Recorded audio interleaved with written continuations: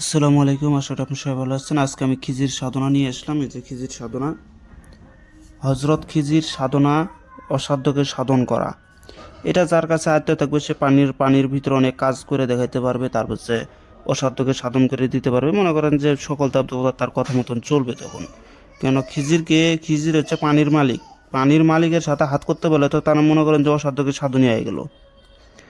তো আমি অত কথা বলবো না, ডাইরেক্ট মন্ত্রটা করে দিতেছি।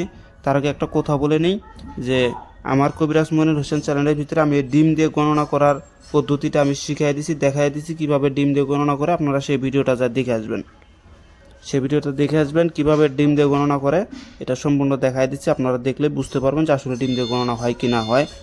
এটা কবিরাজ মনির হোসেন চ্যানেলের ভিতরে ছাড়া আছে, বাংলাদেশ লিখবেন কবিরাজ মনির হোসেন চ্যানেল। হ্যাঁ, ওইটা লিখে সার্চ দেন, দেখেন যে আমার চ্যানেলটা ওখানে পেয়ে যাবেন। ওই চ্যানেলের ভিতরে ঢুকবেন, ঢোকার পরে এই ডিম দিয়ে সাধনাটা আপনারা পেয়ে যাবেন, গণনাটা পেয়ে যাবেন। তো যাই হোক, আমার এই চ্যানেলের ভিতরে এখন আমি খিজির সাধনাটা দিতেছি, আপনারা দেখেন। মন্ত্রটা সর্বপ্রথমে বলি। মন্ত্রটা হচ্ছে বিসমিল্লাহির রহমানির রহিম। আবে হায়াত নামধারী করি স্মরণ, খিজির এবার সব সেরে আসো ধারে হও হাজির নাজির, করেছ পান তুমি আবে হায়াত পানি, হাজির হও দেখা দাও আল্লাহ হাকিমের বাণী, বাণী ফেলে ইয়া খিজির হও যদি আন, আল্লাহর হুকুমে চলে যাও জাহান্নাম, তবু যদি না আসো আল্লাহ রাসূলকে নাহি মানো, দোহাই ফাতেমা জননী। দেখছেন কথাগুলা কি বলছে? আবার বলতেছি, আবে হায়াত নামধারী করি স্মরণ, খিজির এবার সব সেরে আসো ধারে হও হাজির নাজির, করেছ পান তুমি আবে হায়াত পানি, হাজির হও দেখা দাও আল্লাহ হাকিমের বাণী, বাণী ফেলে ইয়া খিজির হও যদি আন, আল্লাহর হুকুমে চলে যাও জাহান্নাম, তবুও যদি না আসো আল্লাহ রাসূলকে তুমি নাহি মানো, দোহাই ফাতেমা জননী। এটাই ছিল মন্ত্র। নিচে একটা আয়াত আছে, এই যে আয়াত, যেভাবে আয়াতটা আছে ঠিক এইভাবে আপনাকে লিখতে হবে। এখানে কোনো ভুল ত্রুটি করবেন না। এই যে এটা কিন্তু কাপ, এটা কিন্তু কাপ, অনেকে এখানে একটু ভুল করছি, তো এটা হবে কাপ। নিয়মটা দেখেন, 15 নং নিয়ম। এই আয়াত 41টি লিখিবে এবং 41টি আটার গুলির মধ্যে ভরে নদীতে গিয়ে একটি করে গুলি নদীতে নিক্ষেপ করিবে। এই মন্ত্র পড়িবে, এভাবে 40 দিন করিবে। শেষের দিন খিজির হাজির হবে ইনশাল্লাহ। মানে এটার নিয়ম হচ্ছে, এই আয়াতটাকে 41টা গুলি বানাইতে হবে।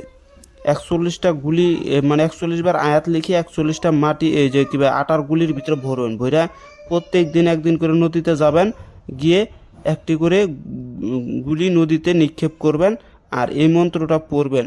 এভাবে 41 দিন, আপনাকে 41 দিন করতে হবে। প্রত্যেক দিন একটা করে গুলি নেবেন, নিয়ে যে কোনো এক টাইম বেছে নেবেন, ওই টাইমে প্রত্যেক দিন আপনাকে ওই নদীতে যায় গুলিগুলা ফালাইতে হবে। আর এই মন্ত্রটা ওখানে একবার করে পড়ে চলে এসে পড়বেন। এভাবে 41 দিনে 41 বার মন্ত্র পড়া হয় এবং 41 দিন আপনাকে গুলি ফেলাইতে হবে। আসলে ভাই, এটা মন্ত্র দিয়ে কখনো খিজিরকে হাজির করা যায় না, আয়াত দিয়ে কখনো খিজির হাজির হয় না। হাজির হয় আপনার ধৈর্যের উপরে।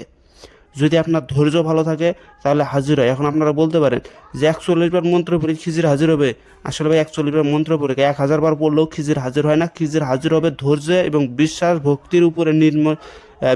ভক্তির উপরে আপনার হচ্ছে খিজির আলাইহিস সালাম হাজির হইতে পারে, অন্যথায় হাজির হবে না। আপনাকে বারবার বলতেছি, এটা হচ্ছে ভাই ধৈর্যের পরীক্ষা। 41 দিন কেউ সাধনা কিন্তু করবে না, আর কেউ প্রত্যেক দিন ওই জায়গাতে যাবেও না, আর গুটি ফেলবেও না, আর গুটি প্রত্যেক দিন বানায় বানায় নিয়ে যাবে না। যারা নিয়ে যাবে তার ভিতরে ধৈর্য আছে, আর যার ভিতরে ধৈর্য আছে তারা এগুলো অসাধ্যকে সাধন করতে পারে, অন্যথায় কেউই পারবে না। সাপ সাপ বলে দিলাম। আর এগুলা সাধনা যেটার ভিতরে পাবেন সেটা হচ্ছে আমার এই ডায়েরিটার ভিতরেই আছে। এগুলা সাধনা এই যে এটার ভিতরেই সমস্ত কিছু আছে। এই যে এই যে